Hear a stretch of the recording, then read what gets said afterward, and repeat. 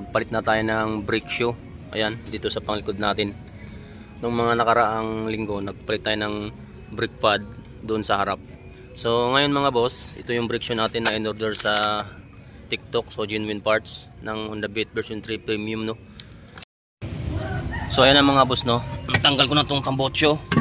Ayan, or muffler, no. Ayan. So yung sa pinakapuno, 8mm, dalawang piraso. So dito sa pangatlo, pinaka engine niya sa ilalim, so 10mm.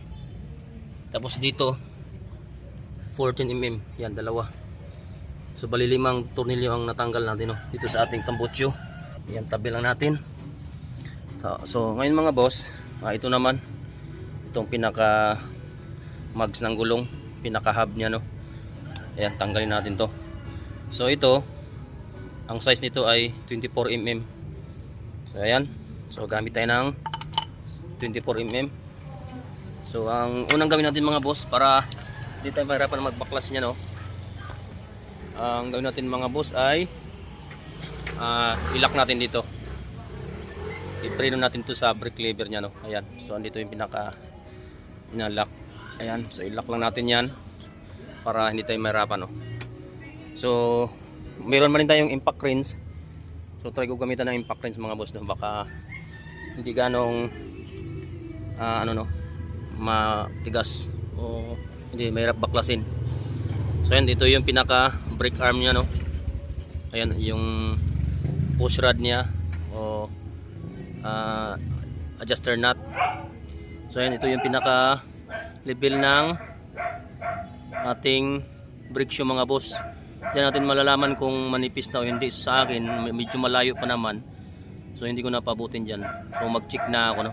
Check ko na yung brake shoe ko. So bubuksan ko na to. So ayan mga boss, tatanggalin ko muna. So hindi ko na maipakita sa inyo. Ayan, so may ko na ipakita yung loob nito. Pagbabaklas ko na itong gulong mga boss. Ayan, dito muna, no. So ayan ang mga boss, no. So natanggal ko na, ginamitan ko ng impact wrench. Ayan, yung impact wrench natin ginamitan ko. So hindi tayo ganong nahirapan, no. So ayan, ito yung lock nut nya, no. Tapos may washer pa yun sa loob mga boss. So ayan, so tanggalin ko muna tong mags mga boss, no. So ito na nga mga boss, natanggal ko na yung mags. Ayan, so sobrang dumi pala. Sobrang dumi, no. So hindi nakalabas yung dumi, no. So ayan, so tingin ko sa brake shoe natin. Ayan, so makapal pa, pwede pa yan. Ayan, so ang gawin ko itong mga boss, linis lang, no. Linis muna tayo. Tapos ayan yung mga parts na pwede grasahan natin, no. So ayan, linis ko muna yung mga boss. Okay, linis lang muna, hindi muna tayo magpalit. So ito yung brake shoe mga boss, no. Ayan, so sobrang dumi lang, no, makapal pa. Ayan, sobrang dumi. So linis lang tayo niyan, sabunin natin yan, kuskusin. Ayan, tapos lagyan ng grasa yung i-regrease natin yung mga dapat pwede lagyan ng grasa, no, i-regrease. Ayan, so linis. Tapos itong pinaka mags niya, yung hub niya, no, linis lang din. Tapos ito, so goods pa yan. So pagkabit naman yan mga boss, may kahit naman yan na yung may bilog dito yan. So yung flat, so ito, ayan mga boss. So hindi kayo malito niya, no. So kanina binaklas ko tong brake shoe mga boss, hindi ko na niluwagan yung brake adjuster, no. So permis lang yan dyan, para pag ibalik natin walang nagbabago, no. So ayan, yun pa rin. So saka natin i-adjust yan pag nakabit natin ulit yung brake shoe at saka yung mags, yung gulong, no. So ayan, saka natin mag-adjust tayo dito kung may pagbabago. So kunti lang naman yan pag may magbago kunti, no. Ayan, so linis. Ayan mga boss, ayan, malinis na siya, no. So nilagyan din ng sabon, pinras. Tapos itong brake shoe, so mamaya ikabit lang natin yan, no.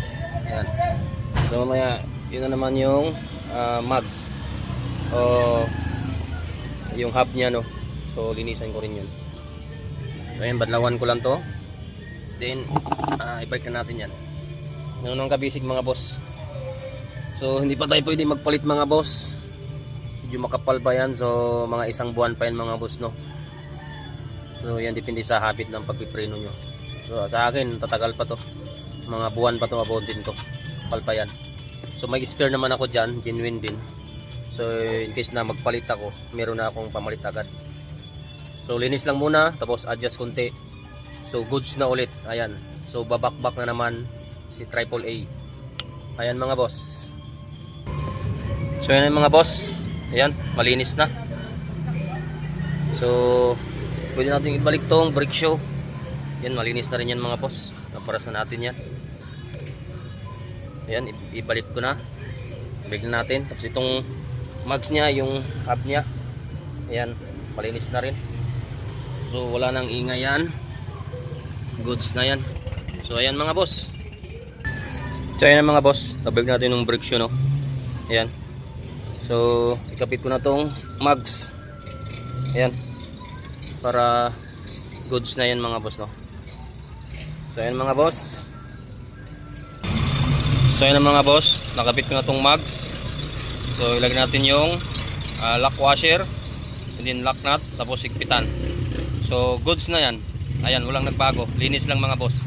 So ayan, maraming salamat mga boss sa walang sawang suporta sa ating Facebook page, Kuya Nicky Moto. Ayan, God bless atin lahat. Peace out.